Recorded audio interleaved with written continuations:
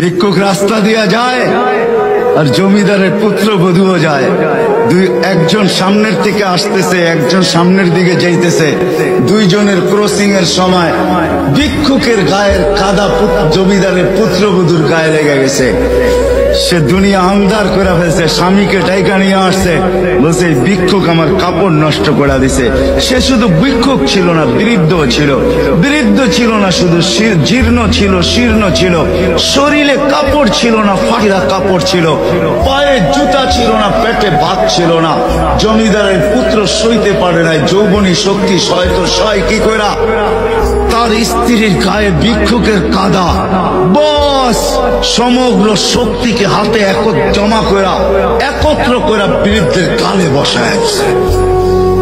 বৃদ্ধ কিচ্ছু বলে নাই, শুধু উপরের দিকে তাকায় দুই তিনটা শব্দ উচ্চারণ করছেন।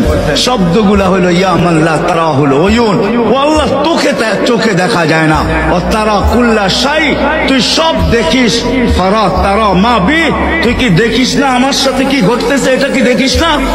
বলতে দেরি যুবক, মরতে দেরি হয় নাই। জমিদার চলে আসছে, প্রতিশোধ নিবে। বৃদ্ধের একদিকে মুস্কি হাসি, একদিকে বলতেছে প্রেমের খেলা এমনই হয়।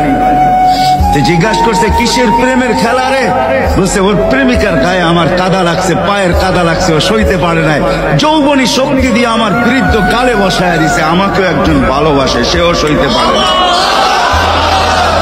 সেও সইতে পারে না। ও তো থাপ্পড় দিয়া খেলতো, সে জান নিয়ে নিছে, জান।